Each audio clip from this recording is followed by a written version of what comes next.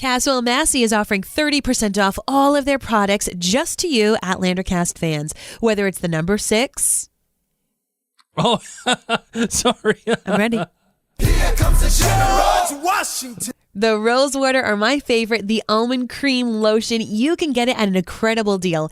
It's winter, it's a brand new year, and it's gonna be Droughtlander. I know it's a swear. I'm sorry. But it is. It's Shame. Yep, shame. Well, that's what's happening. So you know what? Treat yourself and get 30% off while you're at it by using the coupon code OutlanderCast at checkout. Hey there, this is Lisa Margulies from the great Midwestern state of Iowa. I coined the hashtag Bear Flare, Yes, you forever did. immortalized by and connecting me with these two cool cats. Hey. You're listening to Outlander Cast with Mary and Blake.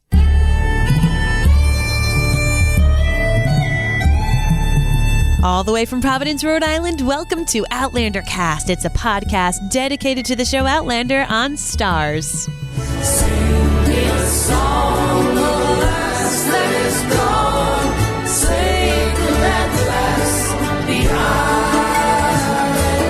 Bury a soul, she sailed on a day over the sea to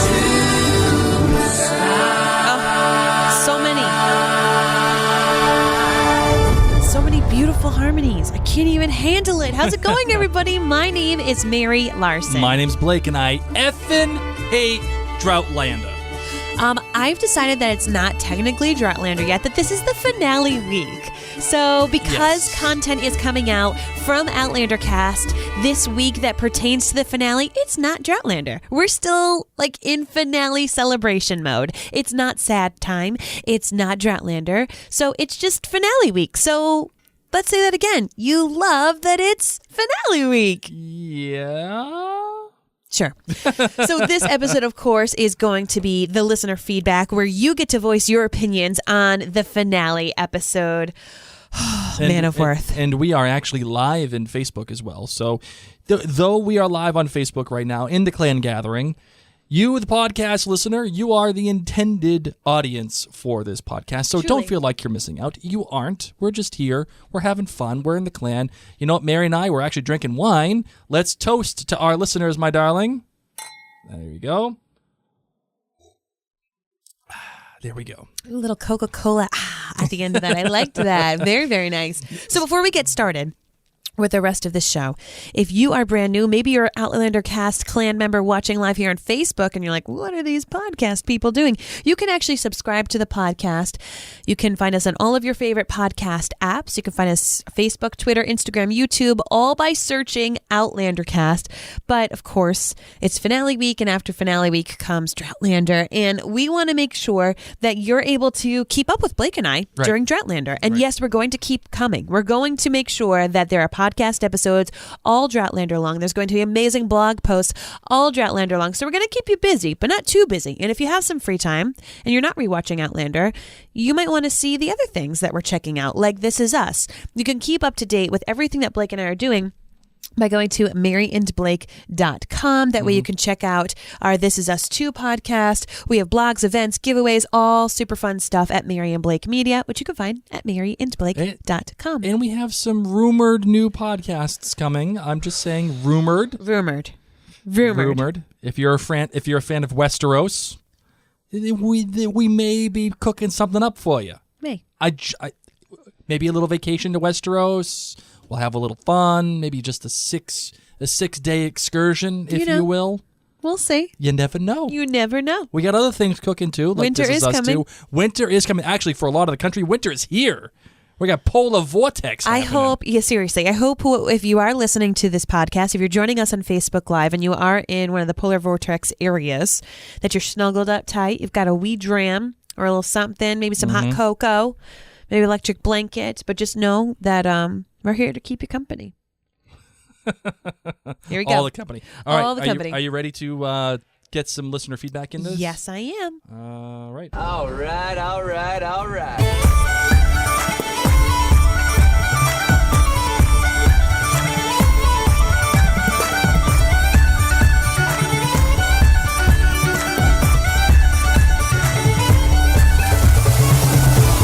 Starting things off on our website at outlandercast.com, Linda wrote in saying, for the most part, I have loved the adaptation this season and have been impressed at what they've been able to fit into 13 hours. I really wanted to give this episode 5 kilts, but it fell short for me at the end. I was disappointed, and so it got demoted to 4.7 because of it, Linda writes. She also says she can't separate her good from great, and she doesn't want to finish on a sour note, so here she goes. Linda's bad was in no way, shape, or form does the Murtagh Jocasta Rumpy Pumpy make up for the lack of Claire and Jamie alone time in this season finale. I believe that the episode length is a Star's decision, and I'm aware of the time constraints, aren't we all? But really, Stars, you can just give us 10 more minutes to send us off into this incredibly long Droughtlander with a smile. In addition, the extra time that would have allowed for a much more satisfying reconciliation between Jamie and Bree, as well as Bree and Roger. It would have given Bree and Roger a chance to at least get into the house before the Redcoats arrived. Outlander is one of Star's top-rated shows, and I'm totally bewildered at their thinking of this. Linda's great is all the rest of the episode. It finished off a season that was, for her, close to the season 1 feels. The production, music, sets, and costumes were amazing. Outstanding, of course, has been the acting. Sam and Rick, in particular, have stood out this season, but I was particularly blown away by those tears in this episode. They drew me right into the scene and made me feel their pain. I would also like to give a special mention to the Brianna Roger theme music. Oh, yes. I absolutely love it. And when Brianna saw Roger coming down the road, it was the music that gave me the goosebumps and had me in tears. And I would like to end by thanking you both, meaning Blake and I, for being such a special part of Linda's Outlander journey. She says, our podcasts are amazing. I started this journey about 27 years ago with the first book. She was born and raised in England and immigrated to the U.S. in 1974 when she was 26. She was taught Scottish history in Culloden, but knew very little about the American Revolutionary War. Diana's books have taught her so much more, and I did a lot of research, Lisa sends, along the way. Lisa also knew very little about the producing of a series like this, and that is where we both came in. Boom. She says our explanations about lighting, camera shots, and production do's and don'ts, plus the interviews and special podcasts, have helped Linda understand so much more and increased her viewing pleasure tenfold. At 71, Linda is proof that you are never too old to learn. And she says, keep up the excellent work. My journey is not ended yet. No, Thank you, not. Linda. Thank you, Linda. So, Blake, how did you feel? Did you feel like, Outlander being a big deal for Stars, that they should have allotted maybe 10 more minutes? Yeah, but I think it's all due to, and it's all part of their programming, how they set up their shows, like what comes on afterwards. It's all contract based, right? So if you're allowing for 10 more minutes of one thing, you have to take 10 minutes less Correct. of another. And yes, Outlander may be, it's not its most popular show, by the way. Power is Star's most popular show. Okay. At least according to the ratings that they have let out. Yeah. But yes, you're right. I mean, is there an opportunity there to have more? Yeah, sure. But then you have to pay more money. You have to get more content. Because remember, Stars does not own Outlander. Correct. Sony does, right? Sony owns Outlander, and Stars is the distributor of Outlander. For example, Sony also owns a bunch of shows, the most famous one being Breaking Bad. Breaking Bad was not owned by AMC. Breaking Bad was owned by Sony. Well, I like to think of it as like a store. If you want Oreos are made by Nabisco, but you can buy Oreos at Target. So if Target only buys like 5 packs of Oreos, and you're like, shame on you, Target, shame on you. No, that's not making any sense. If you were like, oh, I wish that there was Valentine's Day Oreos. Dang you, Target. Why don't you make Valentine's Oreos? It's not Target's fault. They just sell it and give it to you. Nabisco, I think, makes Oreos, and it would be them that you would talk to. So you're saying if we want more time, we actually need to be putting this all to Sony. Absolutely. Okay. Absolutely. I mean, Stars could put pressure on Sony, but it's not necessarily Stars' fault. I'm sure that there's some negotiation behind all the politics of it all, but it's Sony who is the one who's creating the show. I mean, along with Tall Ship Productions and so on and so forth. So okay, great. That's the deal. Our next writer on the website is C. No, it's actually Mo C. Sorry, I for some reason it's not showing up here. I don't know why. But I'm going to take your word for it. Sure, it's Mo C. She says, hi, Blake and Mary. You guys did a fantastic job with the live podcast. Kudos to you. Thank you. Thank you, Mo. We tried our best with the live podcast. She says, I'm out of the lurking closet one more time. Come on out. 2 things I wish the show had done differently and stuck with the book. Number 1, Lord John Grey should have been at River One with Brianna when she delivered that baby. He was her betrothed, and especially because Jamie and Claire hadn't made it back, he would have never left her alone. Yeah, like what if she died in childbirth? I know. Way to go, Lord John Grey. Way to be the world's worst babysitter. You were the best and now you're the worst. It's just not in congruence with his character. He was in for a penny and tied and in for a pound, as evidenced by his jailhouse visit with Brianna. I'm not buying the excuse that Lord John had to leave on business and, in essence, abandon Brianna at this juncture, leaving her to Aunt Jocasta and the slaves. He would have stayed, regardless of Murtagh's absence or presence. And Lord John's absence created a huge hole and a missed opportunity. His character was so prevalent this season, just can't imagine what the writers were thinking. Time out. Mary, do you agree with this sentiment? Yes. I totally agree, too. Yes. Not having Lord John there. I mean, perhaps it was probably something to do with his scheduling as an actor. Maybe he was off doing something else, and so they just couldn't have him. But still, it's like Lord John Grey being her fiancé and being charged with protecting her and watching over her. He wouldn't have gone away. Right. And what I want to say is, okay, you've made this guy a major portion of your story for season 4. Yeah. Don't you just want to pony up the extra money to the dude or to the other production company and say, listen, we need him back? Kind of like what Henry Cavill did between Paramount and Warner Brothers for Superman and Mission Impossible. You know, they just paid him extra and they said, hey, give us access for like a week or so. That's all you needed. You didn't need a whole ton of time. That's just my opinion. Number 2, in the book, Jamie and Claire made it back in time for Brianna's labor and delivery. Claire delivered her grandson, and Jamie tried to beat feet, and Bree asked him to stay with her during L&D. Labor and delivery. Ah, yes, thank you. He did. It was powerful, and as a result, it went a long way to heal the fissure in their relationship. And by the time that dinner scene at River Run came around, I was just shaking my head. So Jamie was there for the birth. Usually guys like chill and they're like whatever. Yeah, and then, but Jamie was there, and he was able to hold the kid in the book. Yes. Okay. And as I recall, the combination above allowed for Jamie and Claire to express their gratitude to John for what he did for Brianna, and by proxy them, along with the accompanied emotion. And I remember a moment between Jamie and John together, and John pretty much tells Jamie that Brianna is a handful, and she almost got him killed, or something to that effect. Another bonding moment missed. And I know the book is the book, and the show is the show. But sometimes there are critical junctures that the writers need to use the source material provided and not take the adaptation to an extreme. Lord John will remain a prevalent character going forward, and what happens now will reflect how things will be played out in the future. True. I mean, it's true. It's true. Listen, I think you're right. The book is the book and the show is the show. I think there is a DNA that the show must follow when it comes to the book. Well, probably too, the writers were saying, okay, we can have Lord John or Murtagh. If we have them both, then it's this extra layer that we don't necessarily need when there's so many other emotions and things and plot points to be going on. So maybe it was just that. Maybe they flipped a coin and said, who do we want to be there, Murtagh or Lord John Grey? I know, but remember, too, I mean, just because it's in the book doesn't mean that it's 100% right.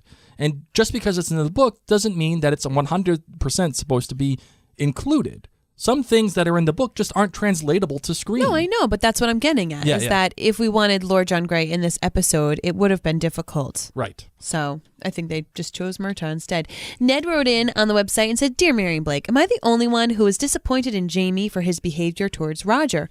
I realize that the rescue and Ian's sacrifice do pass for an apology, but I'd still like to have the words, I'm so sorry, from Jamie's mouth. And assuming that Roger was going to leave and jumping on him for it was unwarranted, Roger was just taking a minute or two to process the news. But Jamie practically shoved him out of their lives. That was why Roger ran off. Living with your in-laws can be trying, even with good people. But a father-in-law who is worked up as Jamie is a power keg of trouble. Side note, you do realize that Fergus, Marceline, and their baby will also likely be staying there until further notice. They better get started with some other houses really fast. And despite Jamie and Roger's rough start, however, I believe they will be great friends eventually. And why do I think that? Because of the rules of Outlander. Rule number 1. Coincidence is everything. 100%. Rule number 2. Unless you take a pulse and make sure they're dead, they'll turn up later. Jamie, Galus, and Blackjack were all thought dead. So we know that Bonnet will be back. Rule number 3, Jamie's friendships always start with at least the threat of violence. Claire was a hostage with Jamie's buddies for months. That didn't stop them from falling in love. The French Minister of Finance, Duvani, I'm saying this all wrong, ended up in a fountain by Jamie in season 2 when they mauled Claire. He still walked away with a new chess partner. Yes. And how did things start with the large John Gray? Oh, yeah. He tried to slit Jamie's throat. Then Jamie broke his arm, and they had him tied to a tree for the rest of the night. Based on the rules of Outlander, I believe that Jamie and Roger will be very close eventually. Well done. I actually tend to agree with you, and it runs, it dovetails kind of with my outlandish theory of the week that Roger's going to go try to kill Stephen Bonnet, and he's going to get his ass handed to him, and it's going to be Jamie that comes to his rescue. And that will kind of heal the gap, I feel like. So I think, yeah, you're right. I think eventually the two will probably become close together. And I need to say something. It just made me realize, I know that in the finale episode, the recap episode, I talked about how Roger just needed a nap. And then he, realized that he still wanted to be with Bree. And people said, well, just one nap wouldn't fix all those wounds on his face. No, it was a nap one night, and then he started his 3-month journey or whatever it took to get back. Because how I picture it is, they were all near the Mohawk Village. Roger took a nap and said, oh my goodness gracious, yes, I do want Bree. But Jamie and Claire were already on their way. They were a day ahead. And then Roger followed after, and he had all those days to take care of himself. Does that make sense? No, I'm just saying that some people said... No, that makes sense. I mean, that makes sense. I really disagree with the whole notion of Roger taking a time. He's like, I need time. I think that Jamie and Claire should have just tied him to a horse and said, I don't care that you want time. We told Bree we're taking you home. So you know what we're doing? We're taking you home. Yeah. Sucker. Here on Facebook, Tamara Peyton Stock says, I'm new. Well, Tamara, welcome. She says, do these two not read the books? And, Tamara, no, I don't read the books. Mary does. So she's doing her best to keep herself. We're spoiler free. But as best as I can be. But yes, we are. The podcast is spoiler free, except I do a lot of weird sounds and looks and everything. All right, so going on next. Okay, the next one comes from Beverly. She says, I feel really bad for Jamie because Jenny is going to be so angry with him for letting this happen to her youngest child. She will never see Ian again. #bye Ian.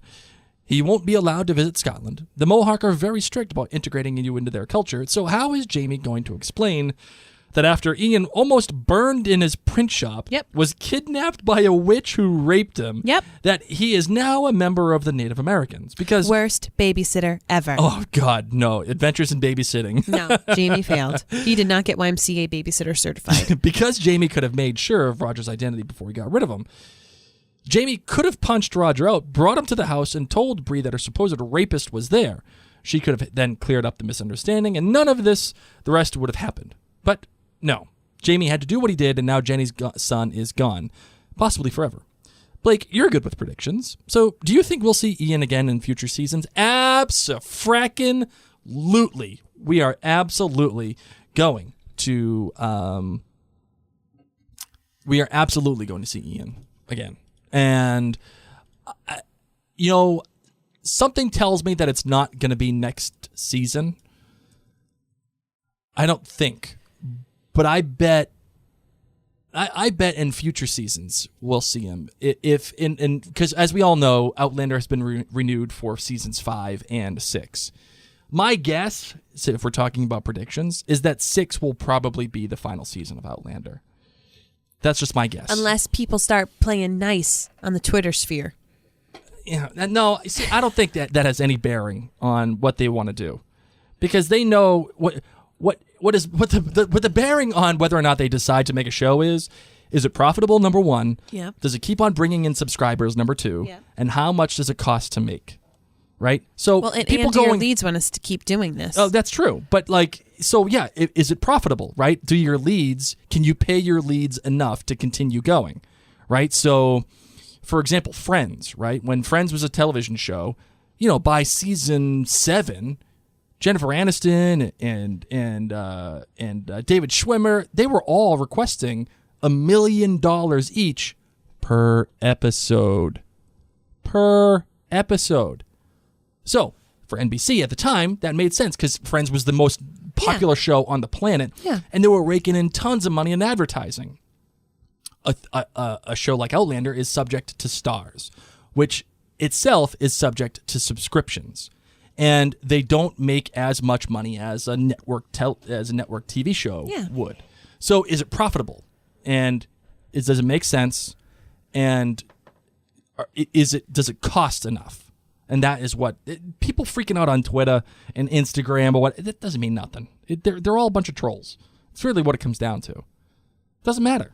It just doesn't matter. There's a troll in the dungeon. No sound effect from you. You don't even know what I'm quoting. Shame. That's a shame on you. No, why? What is it from? Are you kidding me? What's it's it from? on Halloween when Professor Quirrell runs into the Great Hall. You're a wizard, Harry. There's a troll in the dungeon. You're right. You're Okay. welcome. All right, okay. Oh my goodness. Sorry. I know what we're watching in Droughtlander.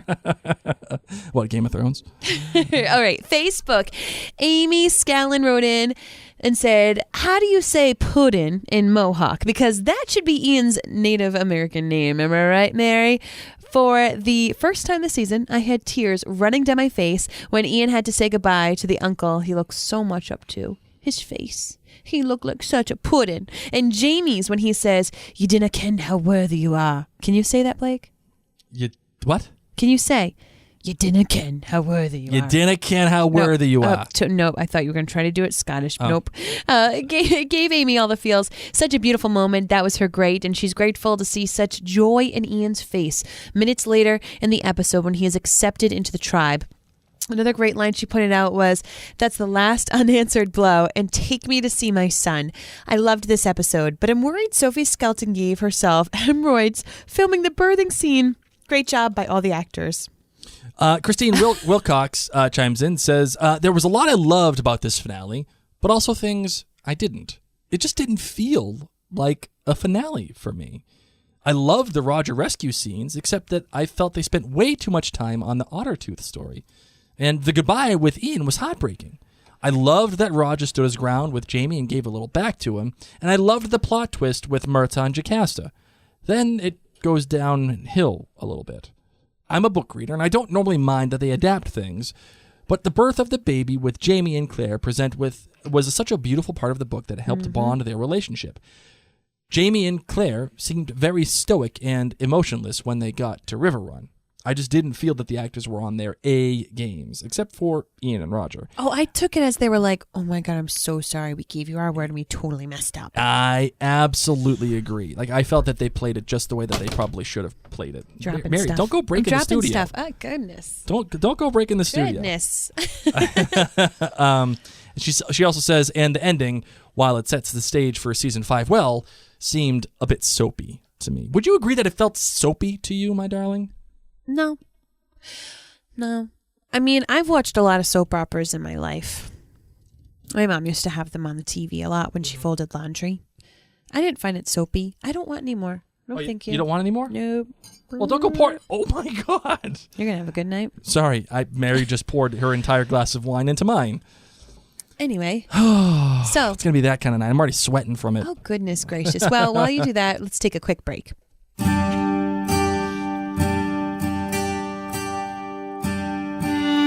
You know, one of the highlights of the Outlander cast finale party was being able to see our sponsor, Castle Massey, in person, just to be able to see their beautiful line of fragrances, bath and body products, and apothecary essentials that you have to just try to believe. So we know it's hard to buy a scent online, and maybe you weren't at the party, but let me just tell you that everyone who felt this way at our finale party, they felt this way. They felt after smelling everything, they knew that they were in good hands with Castle Massey. Right. All of their fragrances are carefully crafted to be true to that inspiration. So, for example, their florals smell like true flowers, not your grandmother's powdery rose perfume. You know the one I'm talking about. And they extend that level of care and dedication and quality to all of their products.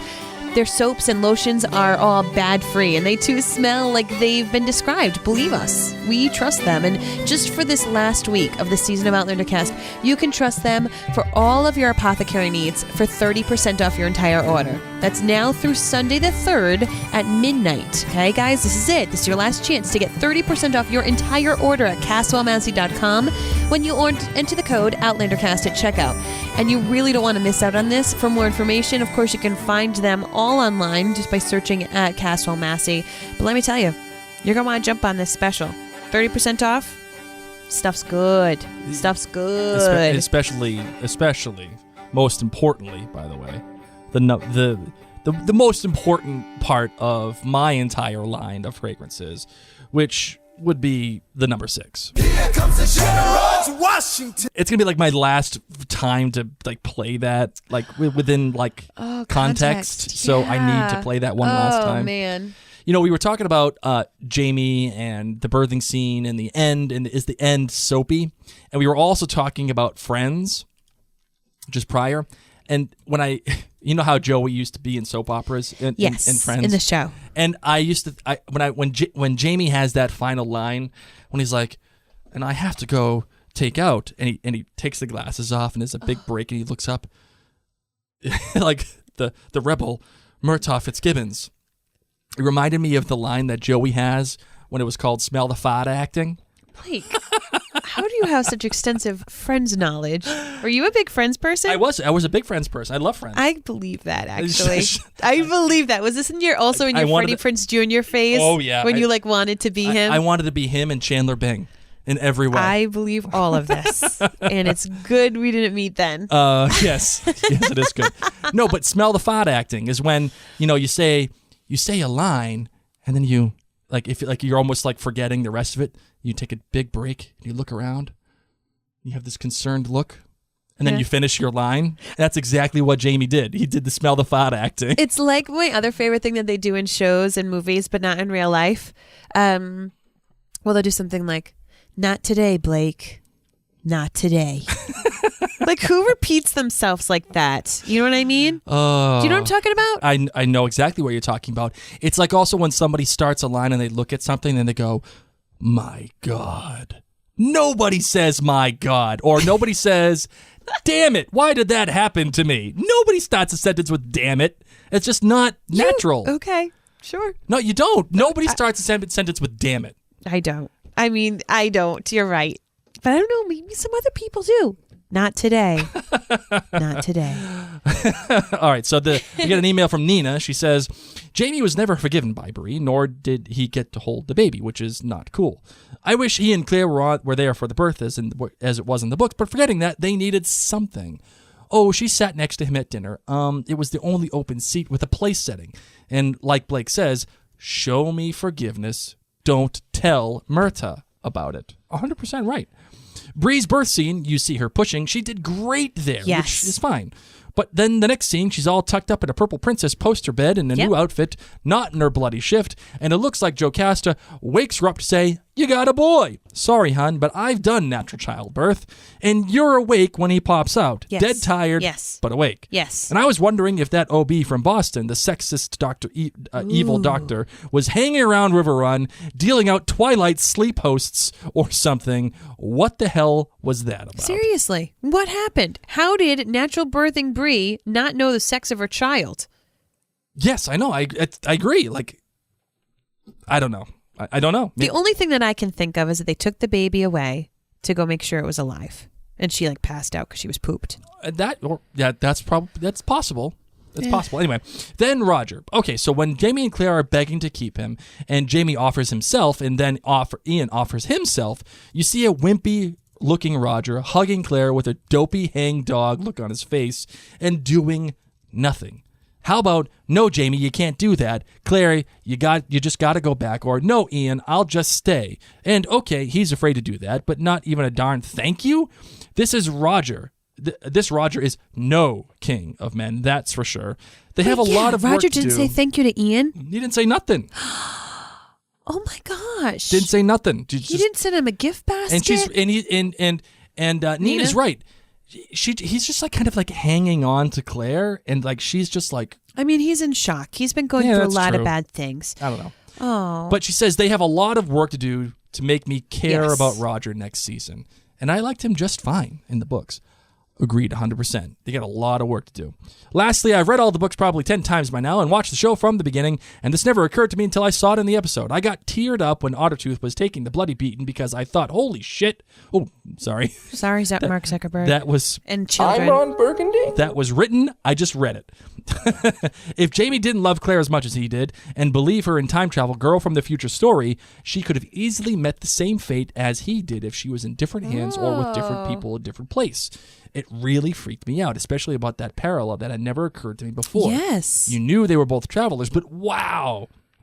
I give this episode 4.5 kilts. Not the best episode of the season, and the Bree not forgiving Jamie and Claire and Jamie not holding the baby really lost points for me. I love Outlander and am hopeful for season 5, especially if Sam and Katrina really do get more of a voice with their characters. Crossing my fingers for that. Now that comment, Sam and Kat really are. Sam said something in an interview recently that he's really hoping that he and she can play a bigger role, like in the production, in some of the choices. And that is not uncommon, by the way. What does that mean? I'm taking a break from the comments because I want to delve into that for a hot That second. is not uncommon. So, like, So they want to become like they want to become producers? producers. So, Okay. for example, like 24. Yeah. Okay. Kiefer Sutherland played Jack Bauer. Yes. And everybody loved 24. It was probably the most popular show on television at the time. And by season 5, they had come to contract time. Mm-hmm. And by season 5 was the height of 24. Yeah. Kiefer Sutherland was like, "Sure, I'll come back, but I want more say in what Jack does. Okay. I want to become a producer on this show." Okay. And he would have say in what was written, how his character was treated, so on and so forth. For seasons 5 through 8, Kiefer Sutherland was calling the shots. Okay. Essentially, Kevin Spacey is the same way on House of Cards. Was the same way. That's true. Was the same way on House of That's Cards. what you get when you're naughty. By seasons 2 or 3, he was a producer and he was calling the shots. Okay. And so that's how it goes. So that's not uncommon. Now, Do you they trust Sam and Kat to elevate the show to another level? No, I don't. Oh no! And it's not to say that this is a tricky question because you're asking me if I trust them. No, I don't, because they're relatively new actors and they know the characters, but they don't have any experience in this kind of field. Okay. They haven't been around a whole ton. Okay. Right? I think I know what it's about. And you know who I trust to do it? Ron Moore. Ron friggin' Moore. Ron Moore. You and know he what- ain't doing it. I know. I think Sam just wants to get the bangs taken off. I think that's really what just he's needs fighting to grow for. his hair back. I think he's just trying to be like, if I'm a producer, maybe I can change my wig. Right. So are they capable of doing it? Sure. I'm sure that they're capable of doing it. Do I trust that they're capable of doing it? No, I don't trust it. It is what it is. What would it take for you to trust them? A little bit more time. Baby, we only have 2 more seasons left. Well, I mean, as of right now, yes. So I don't know. I say, why not? I say a lot of these people are new or newish. Let them try. Maybe they'll surprise us. But without Ron Moore, Well, now this brings up a whole nother conversation. Do you think the show is in good hands right now? Like that's the real question. That's a conversation for a different podcast. No, you're right. Okay. So from Heather, what do you got? Heather says that she's been listening to Blake's take on Roger leaving Bree and his total disbelief that he could do that on their wedding night. I wanted to give you my read on Roger. It doesn't excuse what he does, but it might give you an insight into the choices he makes. I see Roger as someone who is dealing with abandonment. He lost his parents when he was very young, and he has the Reverend as a surrogate parent. Considering the Reverend's age, his vocation to his parish, his academia in the era of the 1940s and 50s, I don't think he could have been able to provide the emotional support and connection that the young, grieving Roger needed to grow up. When we meet Roger as an adult, it is at his adopted father's funeral. He has again lost his family and is alone. Roger's experience is that he loses the people that he loves. The sense of abandonment becomes his primary wound and his biggest vulnerability. Every time he has put himself on the line with Bree, she's rejected him. These triggers that triggers this primary wound. He reacts badly and defensively, a total fear-based reaction. Not good, but understandable. And in Wilmington, even though Bree says, no one's stopping you, Roger hears a different message. I don't want you. Leave. So he does, calms down, and goes back to her, but it's too late. I also think his image of Bree is totally idealized. Once he is rescued, Claire and Jamie completely shatter that idealized image of her. Again, he needs time to process all of that information before he can go back and fully commit to her. It's been an interesting arc for this season, and I'm really interested to see how they continue to play this out in season 5. Yes, it will be interesting. Yes. Carol Messer Crawford here on Facebook says, Ron Moore isn't going anywhere. He'll be involved until the end. Carol, you're right. He will be involved with the show. But what you probably don't know, actually, is that Ron is a showrunner for another show that's coming on Apple very He's going to be a little busy. He's got multiple shows going on all at once. He is the executive producer. Technically, I would imagine that he has the title of showrunner. But the people that are actually running the show on a day-to-day basis, that is Matt Roberts and Tony Graffia. Yes. Ron Moore is just he's an executive producer. He's not, and he himself has admitted this. And all the things that he used to do, he's not even doing anymore. No. In terms of like promotion and stuff like that, that's all Matt Roberts and Tony Graffia now. Yes. And they're the ones who are doing the show. So yes, we do need more Ron Moore. For Meredith, she says, where was Lord John Grey? I expected him to be at River Run in the last episode. My guess is that David Barry had to film in Australia for the final season of A Place to Call Home. I really think that this episode should have been an hour and a half, so to fit everything in. Roger didn't even get to see the baby. And why is that he was born 2 months ago and was not given a name? Because she was waiting. She was waiting for Roger to come and, whatever. About Roger's temporary departure, Claire was given a little time to think of things over at the Stones, so why shouldn't Roger take a bit of time? And make no mistake, it wasn't the bastard child who was giving him second thoughts.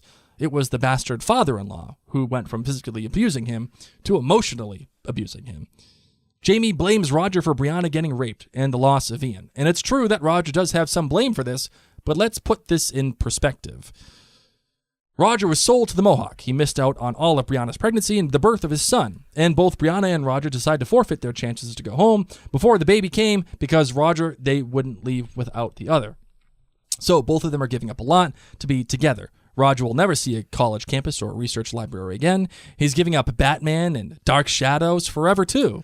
So he's also taking on regulators in the Revolutionary War. So because of Jamie's beating and selling of his son-in-law, he's likely to cost Roger just as much. And whatever mistakes Roger's made, he's paid for them. The feud has to end right now. And if they're going to be a family. I mean, yeah, seriously, think about that. Had Roger not been beaten up, he would have gotten to see Brianna, and they could have had enough time to go back through the Stones. Right. Tanya Royston says on Facebook, his name is Boy. Hashtag good Bird Box reference. Good job.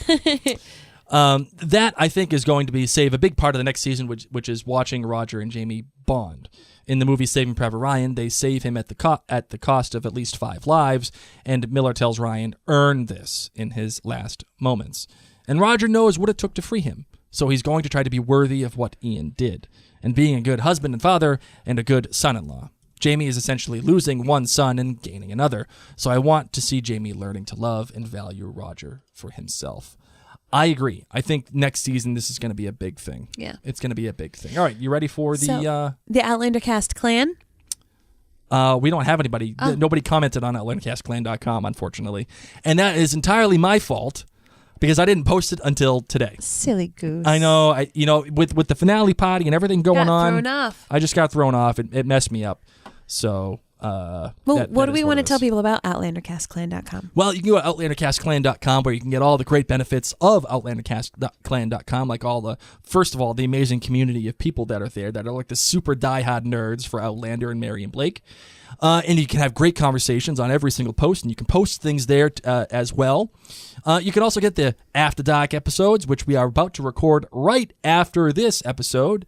And as well as get free giveaways and cool swag and a whole bunch of other things like access to our show notes that we read off of and many other things. And actually, we're going to be doing a special little presentation in the OutlanderCastClan.com. Just for the clan. Just for the clan. And we have a number of things lined up. But the one thing that I do want to talk about today is for all you Hamilton nerds. That's right. Because Mary and I, at the request of many of you, will be doing a Hamilton deep dive. A mini-series. A mini-series, if you will. On OutlanderCastClan.com. So it'll be a podcast just like this, but it'll be just for the Outlander Cast Clan members. Yep. And we'll have different theme music. We'll do the whole thing. It'll be a lot of fun. But we'll be breaking down Hamilton for all you nerds, because that's what we want to do. That's what we do. That's how we do. All right. So here is our voicemail section. Let's do it. Get ready to listen. Hi, Mary and Blake. My name is Mariana, and I am calling from Puebla in Mexico. I am a long-time listener and first-time caller, and I am calling about episode 12, Providence. I tend to talk a lot, and I don't want to get cut off, so I'm going to get straight to my grade this week. First, I have to give a special mention to Lord John and Bree. I absolutely adore those two, and I could hear Lord John refer to Bree as Miss Brianna Fraser, his betrothed, all day long. I think Lord John is the definition of the word dreamy. And my grade this week is Stephen Bonnet. I'm sorry, I have to agree with Blake that Stephen Bonnet is the best addition to Outlander Season 4. I know he's an awful character, but I absolutely love him. I think Ed Spilliers is doing a great job. He's so charismatic and makes me laugh and so happy every time he is in an episode. I have a theory about him. I think it's going to be like in Season 1, where they just assume that Blackjack died in Wentworth, and then they found out that he didn't die. I think they are going to assume that Stephen Bonnet died during the explosion, and then we're going to get an untimely resurrection from him in Season 5, like we got from Blackjack in Season 2. I'm sorry if you could hear my dog Sushi barking in the background. But anyway, thank you so much. Thank you. Bye. Yay, Thank you. Thank you. Welcome to the family. Welcome, Yes. welcome. Hi, Mary and Blake. This is Christy from Montana. I'm a longtime listener, first-time caller. Yay. I just listened to your podcast about Providence, and I have to comment on your comments on the last scene and the music. Okay. It never would have occurred to me in a million years that that was a song from Platoon. I don't think I'm alone in this. I think a lot of people that aren't, they didn't Nerds. study music or arts or film or whatever, just like a regular Joe listener, probably, I don't know, I have no idea that that is a song from Platoon or anything else, really. I thought it was great, and it was moving, and I didn't have a problem with it at all. My great for this whole episode was Bree and her costuming. I was really excited about that. Yes. It was awesome. Thanks for everything you guys do. You guys are awesome. And here comes Droughtlander. Oh, Yeah, no, I it's a swear know. word. It's not. Finale week. We're good. We're good. Hi, Mary and Blake. This is Kathy from Grand Rapids, Michigan. Hi. I wanted to make a comment on people's reactions to Johian going into the fire and leaving her baby behind. When I read this in the book, I was absolutely shocked and horrified. And the only way that I could justify it in my mind was that she felt complicit in Father Alexander's sin that separated him from his God. That she felt she was the temptation that caused him to disavow his vows and essentially be not in grace with his God, and that she felt she had to share the punishment for that, or that she could not let him suffer alone, that she was complicit and that she should suffer as well, and that she would perish with him. That was the only way I could justify this in my mind, because I can't imagine leaving my child behind for any man. Thanks. I totally get it. Yes. I understand. Hi, Mary and Blake. This is Jess from Chicago, where I'm freezing cold. Okay, so Man of Worth. I don't even know where to start. The term "jump the shark" comes to mind. Wow. But it was like jumping a baby shark, maybe a baby seal. Baby shark. These writers, I don't even like. Are they all in the same room when they write these episodes, or are these being Supposedly. written via email or Google Doc? Anyway, here's my plan going forward. Okay. I'm just going to listen to your podcast. Oh. Because I find it better than the Stars series. Oh my gosh. So we can also start a petition to where Mary and Blake write an episode. Hey. I'm on board for that because, guys, we're lost in the forest. Gotta go back. And there's a big, Pete. scary monster coming. We have to go back. And it's called Matt B., Roberts, and Merrill. And they're coming to eat our beloved series. I know a lot of people probably won't like that, but if you break apart the plot of this entire season, Oh my God. it's so eye-rolly that I'm just cringing. So, like I said, the plan moving forward is to just listen to your podcast. And that's what I'm going to do. So you guys let me know if it's good or not, because you're far more entertaining. Oh. Have a great Droughtlander, and I will tune into your other podcast Thank you. episodes. Oh, Thanks. thank Bye. you. Thank you. That deserves this.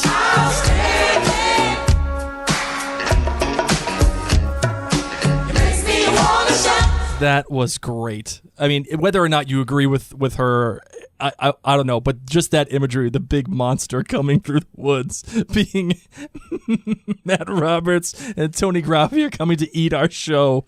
Oh man, that was friggin' excellent. Awesome call. Hi, Mary and Blake. It's Sharon calling from Chicago. I'm Sharon. calling about the finale, and I'm so sad because it's going to be the last time I'll be able to talk to you, too, about Outlander. Don't worry. So I'm going to give this episode, the finale, a 4.9. They really stuck the landing. It was a good, solid episode. Lots of things to look at for next season and lots of things tied up.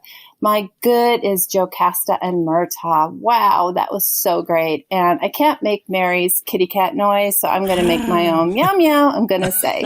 And then the bad. It's with Roger.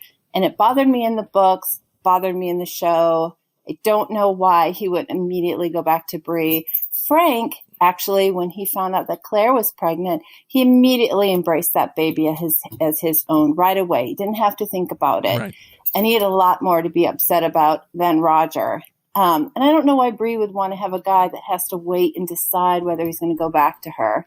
So anyway, and then my great was young Ian running through the gauntlet, showing that he is his uncle's nephew.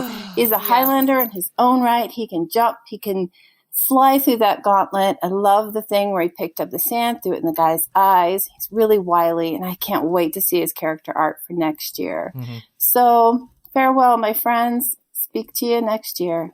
Bye. We're still here.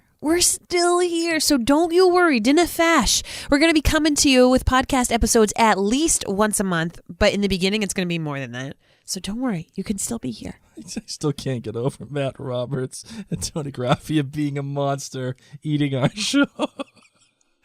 Oh, that was good. Hi, Mary and Blake. Jennifer from Boxford, Massachusetts here. Hey, Jennifer. Like most people, I hate to see the season end, so I have an idea for off-season podcasting. Okay. How about doing a rewatch of the season, or even the whole series, and record your comments as you watch? Something similar to what the producers do on the official Outlander podcast, but I'm sure yours would be way more entertaining and informative. Obviously. You two could nerd out about dynamic shots, shadows, camera angles, background music, food porn, sweater porn. Yep. And all the every porn. little sex grunt and groan from Claire. Most of us probably rewatch the series during Droughtlander anyway, so I'd love to be able to watch it with you. Oh. What say you? Well. Thank you. Oh, you're welcome. Well, we'll see about that. That might be something that's on the docket. I'm going to neither confirm nor deny any of that. That may or may not, in some form or fashion, be a plan. Only if we can have a dram and say this episode was sponsored by by something. Sons of Liberty. Yeah, I know. Whiskey. Who provided all of the whiskey for our Outlander cast finale party, which was very good. Very good. All right, let's do the next one. Hi, Mary and Blake. It's Jen in Maryland. Very long-time listener, first-time caller, and I had to call in for this one. Yes. So I'll talk fast, lots to cover. My kilt rating, 4.9. This is actually the first episode of the season I've watched more than twice. There were so many little nuggets. I really just wanted to get it all. My good, I have a tie. Everything with Murtagh. I'm an avid book reader, and so this is such a nice change for me. I love seeing Murtagh and Bree, Murtagh and Jocasta. Just, it's that piece of that puzzle that Murtagh's getting to fit in, and I just love it. It warms my heart. My other tie for good.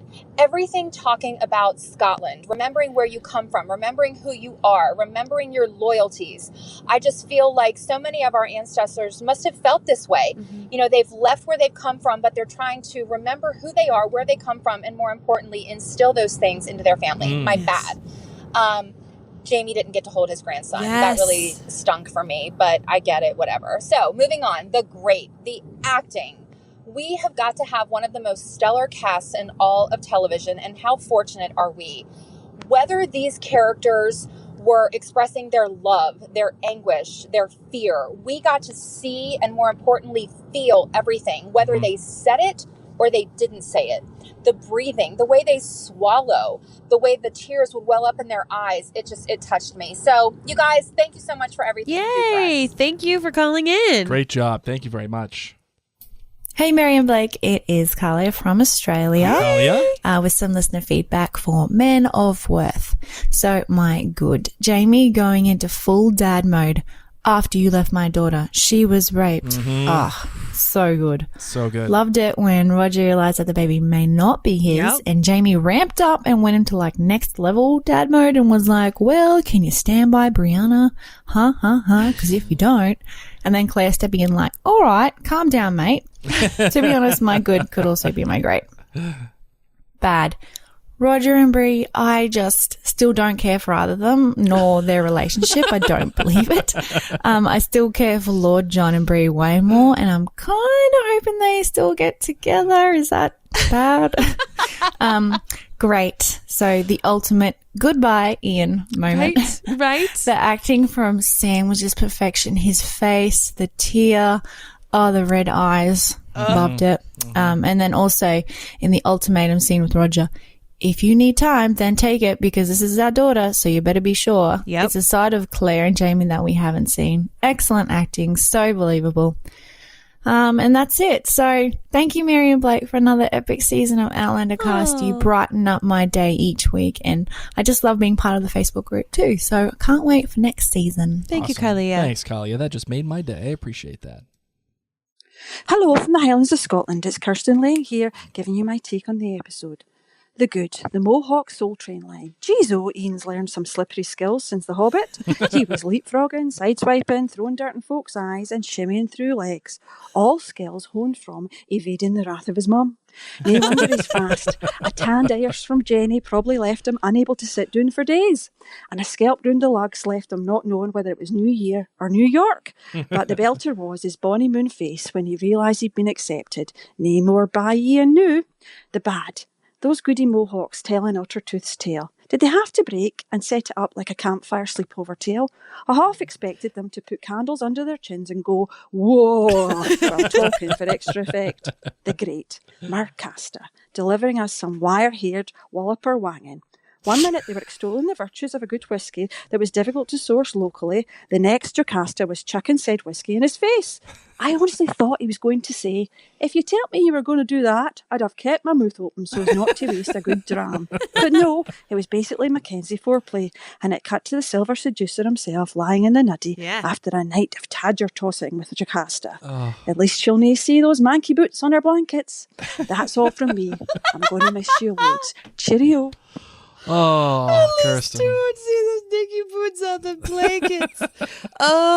Marcelly. Kirsten just makes my life. She makes my life, and I'm so glad that she's the first Hall of Fame complete winner. Kirsten. Yes. Look at me. I'm so excited. I'm hitting things. I just can't. Unanimously voted in Hall of Fame Outlander cast caller. Hi, Mary and Blake. Marcia from Columbus, Ohio. Hi, Marcia. With my finale review. I give this episode 5 kilts.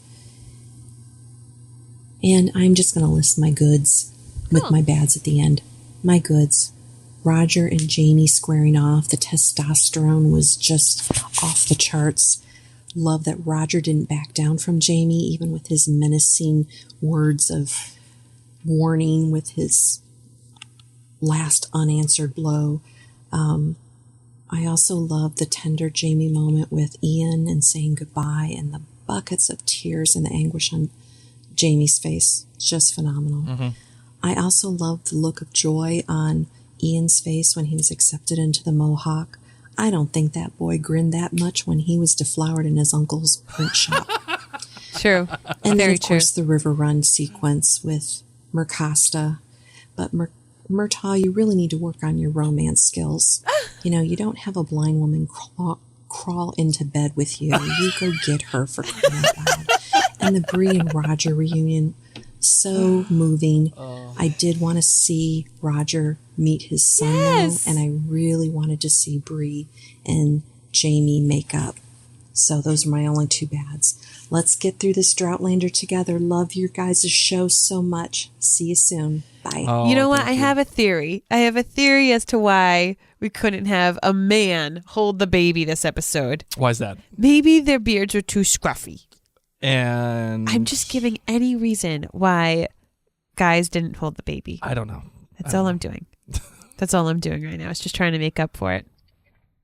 Hi, Blake and Mary. It is Jenny from Burbank. First of all, I don't know if I made it on to the listener feedback because I might be late, but if I did, I just want to say I listened to the podcast from the live event and it sounded wonderful. Thank it sounded you. like so much fun. It was. So I was thrilled to hear that.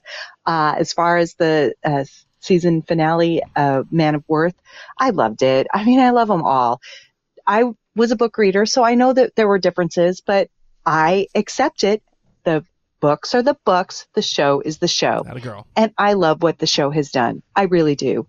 So I'm going to go ahead and give it a good old 5. Nice. The only bad I have is it's the last one. So I'm not even going to go there. I've got so many greats, so many goods. I loved, Jocasta and Murtagh. I knew that was coming. I just knew it, but it was adorable the way that all happened. And I loved Ian going through the gauntlet. At the same time, Roger was able to take out his frustrations on Jamie. That was so good. Yep. And I felt really good for Roger that he was able to get some swings in. I didn't love how Roger didn't go back right away, but they don't in the book. He doesn't in the book either. So that I just have to accept that's how it is. But their reunion. Oh, it looks like she got cut off. Sorry. But we get your point. We get your point, and I'll say this: just because Roger doesn't go back immediately in the book, doesn't mean that's the right choice either. It just doesn't mean it's the right choice. The right choice is for Roger to accept it and move on, and that's because that's the lesson that he learns from Joe Eon. Joe Eon, I think it was how you pronounce it. Whatever, it doesn't matter. That's the lesson that he's supposed to learn. You do stupid things for love, and if he had just said, "It's okay. I love Bree. No matter what, I'm going." You do stupid things for love. That makes sense for that arc, but it just He didn't. just took one little nap. It's not like he showed up in a different season. Doesn't matter. I forgive you, Roger. Hi, Mary and Blake. This is Veronica Defoe from Sunnyvale, California. Hi, Veronica. I give this finale 4.8 kills. It would have been 5, but there were a couple small inconsistencies, like, for example, how did Otter Tooth's opal make it through the stones and didn't burn up? Oh, good one. Never mind. All right, I'm going to do GBG and C. Good, bad, great, and cool.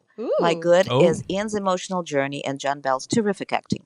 As he rises from his trial victorious and ecstatic, I feel his joy, but I'm still heartbroken for his sacrifice. The readers of Drums of Autumn know what I'm talking about, and the viewers will hopefully learn more next season. My bad is the banishing of Wakatiosta. Just like Otter Tooth, she tries to convey the truth, but the chief is not willing to hear it. I hope we see more of her next season. Also, we've learned that people don't always get banished because they have committed a crime. Disobeying also gets you in serious trouble. My great is all the amazing nuances in the scenes with Richard Rakin and the amazing chemistry between everyone involved in these scenes. Also, when the readers complained that the Boston airport moment didn't depict Roger Wakefield as a dashing pirate the way he is described in the book, they didn't know that they just had to wait for it. The River Run reunion gave us all the feels and, yes, the dashing, hot, and a bit dangerous-looking Roger Mack. He and the audience have finally earned that transformation. And my cool is the title card that showed us Ottertooth before his time travel. We got to see when he lived and got a glimpse into his mind before he embarked on his mission. Thank you guys for all your great podcasting. Looking forward to your This Is Us 2 podcast and all your Droughtlander surprises. Be well. Thank you very much. I appreciate it. This Is Us 2 will definitely be happening. I'm very excited about it. Once they're back on TV. No, in 2 weeks. I think it's next. Is it next week or is it this week? No, it's 2 weeks. The State of the Union was supposed to be last night, then they postponed it. 2 weeks. This darn State of the Union keeps pushing back This Is Us. Don't they know? I need Jack Pearson in my life. I'd much rather watch Jack Pearson than the State of the Union. Hi, Mary. Hi, Blake. This is Bethany calling from a frozen and very cold Mississippi. Oh, you poor about thing. The season finale. Oh my gosh. Full 5 kilts, guys. Like, I got everything out of this season finale that I felt like I needed to leave satisfied and happy. So my good was definitely the loving and beautiful reunion scene between Bree and Roger. Even though he didn't come back immediately with Claire and Jamie, I felt like it was still just so beautifully romantic and just brought tears to my eyes. My bad. It was just the most official buy-in moment of season 4 with him going to live with the Mohawk. I mean, I'm happy that my little ginger man is happy, but I'm sad that he's going to be leaving us. But I was pretty impressed with his ninja-like movements through the spank line. I don't think I could have reacted that quickly. Me neither. But anyway, and then my great, oh my goodness, somehow I knew they were going to ship Jocasta and Murtagh. Oh my gosh. When they panned to Murtagh laying in that bed and I got a glimpse of Scottish silver-haired fox-like Fabio, I don't think I could have just fallen out of my bed any more than I probably almost did. Like, it was just, oh my gosh, it was beautiful. And their little fight before where she splashed him with the liquor was so just, I was like, something's going to happen. And then they panned to him in bed and I was like, oh my gosh. It was just, it was great. But guys, I'm so sad to be saying goodbye, but speak to you soon. Yes. Bye. Well, you know what, Bethany? Here's the thing. I know we've had our disagreements, especially over 90s music.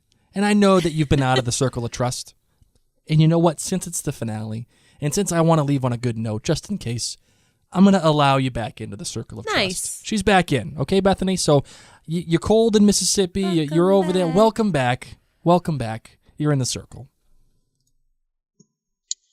Good morning, Mary and Blake. This is Ann from Denver. Hi, Ann. I'm calling in reference to Man of Worth and my feedback on that one. I want to just point out the sense of time that occurred between Jamie and Claire leaving Roger in the woods and then showing up at River Run. It was at least 2 or 3 months because of how big the baby got between him being birthed and when they arrive. Murtagh and Bree are talking when Jamie and Claire come back. Yep. Also at the same time, so that's at least 2 or 3 months old with that baby. And at the same time, you also got to see Roger coming back riding on a horse and his arm out of the sling. So obviously whatever occurred with his injury on the shoulder has now been fixed. So for the broken clavicle and or dislocated shoulder is now put back and is fine. As for Murtagh and Jocasta, yay, I'm glad they're together. I just wonder what happened between throwing apparently very good whiskey into his face and the morning. What transpired? I would have liked just to see one extra step in between. Thank you. Keep up the good work. See you in season 5. Yay. Maybe like one of those like mad, you know those angry kisses that you see on TV? No. You know, like the ones where they're like they grab each other and it's like a really forceful kiss and it's like angry. No, you know, okay. That sounds like it would hurt. It probably would hurt, like the whole teeth thing. Yeah. I know that's how No, I feel. thank you. I'd feel about that way too. Ugh. Hi, Mary and Blake. It's Julie from Oregon. Hi, Julie. First, I just want to say that you guys are so delightful and fun to hang out with. Thanks for doing the podcast. It's literally half the fun to the Outlander experience. Oh. So my good on the season finale was Murtagh's unbound silver hair. Say no more. My bad, again, with season 4 Roger. He is the worst, which is just out of character from how we knew him in previous seasons. He hasn't once taken responsibility for the consequences of his choices or acknowledged anyone else's feelings or point of view. And it's kind of weird that he didn't react even with some face acting to Ian giving up his freedom, which to me seemed like a very poor trade. But I am so glad Ian was stoked about it in the end. Bree, on the other hand, told Claire their argument was all her fault and even blamed herself for the rape, which was awful in its own way. I was so taken out of the story by not giving any fracks about Roger that the reunion with Bree rang hollow, and instead of being emotionally drawn in, I sat there thinking it would have been hilarious if they had scored Bree's run across the lawn with Adagio for strings just to bookend that bad choice. My great Jamie, the buckets during the scene with Ian, the tears spilled out. Yes. That was me with the buckets comment. What a great emotional scene that earned its impact, no manipulative score needed. Also, finally, his devastatingly come hither little glasses. Hopefully, Jamie's vision will deteriorate further during Droughtlander, so he has to wear them all the time in season 5. Yep. Bye, you guys. Oh my gosh, seriously, all the Zenny optical glasses. All the glasses porn, all the Zenny porn. All right, we get the last one. I think it's fitting that this person is the last call of the listener feedback for season 4. Okay. And just as a reminder, if you're listening to this in later seasons or if you're just listening to it now, the reason why all these people sound so freaking fantastic is that they're using an app called SpeakPipe, which can be found on OutlanderCast.com. Just go to the Call Us button under Engage, and you'll see a big blue button that says SpeakPipe, and it takes advantage of the microphone on your cell phone or your computer, and it sounds great. It's much better than a phone call, and it's free for everybody. You can be calling me. We got calls from Mexico. We've gotten calls from Taiwan. We've gotten calls from Korea. We've gotten calls from Canada. We're all over the place, and it's free to use. That's so right. There you go. And here is the final phone call of listener feedback. Hi, Mary and Blake. It's Kathy from Cleveland. Hey, Kathy. Man of Worth was a solid episode, but I'm only giving it 4.3 kilts. My good? In the previously on segment, we hear the faith theme while seeing clips of all of the important people that have formed Jamie and Claire's family in their new life together in the new world. The music is a hint that there's a heartbreaking loss to come, and indeed there is. My bad? I am so not on the Jocasta train. I feel like they only put it in there to freak out the book readers. There is one silver lining, though. When Murtagh and Jocasta are nuzzling before he goes to hide in the slave quarters, the looks on Jamie's and Claire's faces are absolutely priceless. Agreed. My great Rick Rankin has transformed Roger from a smitten, mild-mannered professor into a complex, tortured soul. The changes on his face as he learns what has happened to Bree and then what it means for both of them absolutely broke my heart. Yes. I have a parting thought. All of the First Nations actors were outstanding, but I have to give a shout out to Tom Jackson. His portrayal dealing with the Frasers, the wry smile as he says, "This friend must be really important to you," made me think that Chief Tawasekwe is the author of the original 18th century frontier edition of The Art of the Deal. I really love this podcast. Thanks for building such a fun community of fans. See you after Droughtlander. Thank you. Oh, yes. Thank you, Kathy. Way to kick the listener feedback off. That's right. That was excellent stuff. Well, that is the end of our voicemails.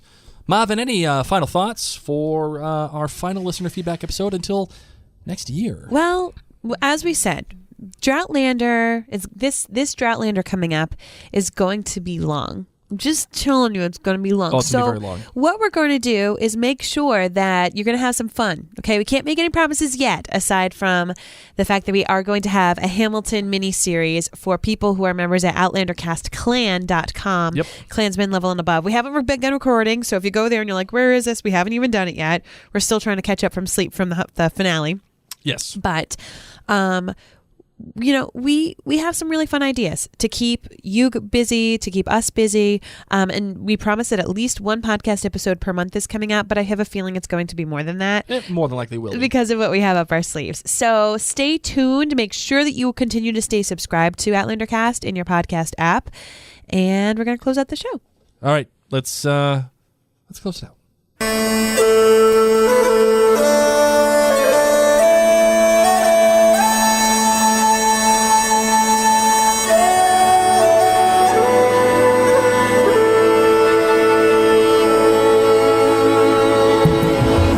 Just because the season is over doesn't mean that new people aren't finding Outlander. I mean, seriously, think about how many of your friends have heard you talk about the show and they're like, fine, I'll listen to it while I'm completely snowed in or frozen in. So because of that, it's really important that we continue to leave ratings and reviews in iTunes. And we are at 595 reviews in at least just iTunes as written reviews. So I want to thank Bo Boren, who said, fun podcast for fans, come as you are. Mary and Blake do a good job of producing a fun podcast with just enough technical wonky talk and loads of book knowledge that isn't smug. They're the fun people you want to talk about your favorite show with, who respect your spoiler phobia. You don't have to have a deep knowledge of the source material, but if you are, there's plenty to love. Listen up. So thank you so much, Bo Boren, and everyone else who's taken the time to leave us a written review in your podcast app of choice. It just helps other people. You know, we talked about how we have listeners all over the world. Yeah. This is a great way to let people know your thoughts about the podcast. Well, you know, the thing that you should be doing, too, also, in terms of the reviews, thank you very much for writing reviews. We love them. I love looking at them every single day. What I really want you to do, too, is just tell a friend that we exist. Our cat is eating a thumb. Is eating Jamie's face on a calendar that we have in our studio. Oh, my goodness. Even Lumos is all about the Jamie life. She's like, I can't stand it. There's not going to be Jamie every week. Oh, my God. She was like, wow, that was intense. Hey, listener feedback episode, we're breaking all the rules. Never said that we were a classy podcast. Even our cat is hot for Jamie. Oh my goodness Wow. gracious. All right, so as I told you before, we're going to be making sure that content is coming out on Outlander Cast. I highly recommend that you actually put Outlander Cast as a bookmark on your laptop, your computer, on your phone, just so that you remind yourself to check out the content, because at last Outlander, for example, we had at least one blog post come out every single week, and we had continued to have new podcast episodes. And you can also make sure that you're signed up for our newsletter. You can do that by going to our website, outlandercast.com, and you could sign up so that way you get these newsletters sent to you to let you know about podcast episodes, interviews. Yes, I did just say interviews, and much, much more. Melissa Carolyn says, haha, Lumos is most of us. Oh my God, I don't have Jamie anymore. I'm just going to make out with this picture of him. Oh my goodness. Oh my goodness gracious. That's how it Well, works. I want to do a very special thanks to all of our patrons, Blake. Remember, all the patrons over at OutlanderCastClan.com. If you are the Klansman, well, obviously, if you're the Sassenach level, I'm sorry. If you're the thank you level up, and up. I think I've been drinking too much wine. I'll take over. Thank we you. want to thank all the patrons. I can't talk because today. honestly, all of you make this possible. You make sure that we can keep the website going. You make sure we can keep the podcast going. There's all these little weird fees when you do a business like this. You make this all possible, and we are so incredibly thankful. Because of this, we even have a babysitter so we can podcast. So we truly appreciate you. You are what keeps this rolling on whatever level you pay. So yes, our new podcast, that'll be a little mini series. It's going to be coming out soon, and we want to thank our most generous sponsors, our most generous patrons, the associate producers, Angie, Carolyn, Celine, Cheryl, Dawn, Diane, Heather, Jeffrey, Jennifer, Larissa, Lauren, Linda, Marilyn, Mary, Michelle, Patricia, Siobhan, and Summer. We also want to thank our co-producers, Barbara, Carolyn, Christina, Dana, Dieta, Janet, Jenny, Keelan, Lisa, Liz, Marianne, Meredith, Raynal, Rita, Sharon, Sue, Tara, and Tina. And last but certainly not least, our executive producers, Ann, Bobby, Jen, Katie, Kirsty, Martha, Peg, and Sarah. Thank you all very much. You guys will all have access to the special Hamilton breakdown. I'm very excited about that.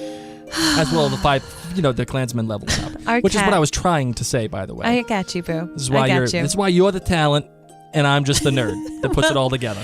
And on top of this, our cat is begging of our attention. Now we need to... I know. We have to do something different. Yes. Thank you all so much for tuning in for the season 4 of Outlander here on Outlander Cast. We're going to be making sure that we bring you some wonderful recaps, music, episode recaps, and more. But for now, my name's Mary. My name's Blake. And you've been listening to Outlander Cast.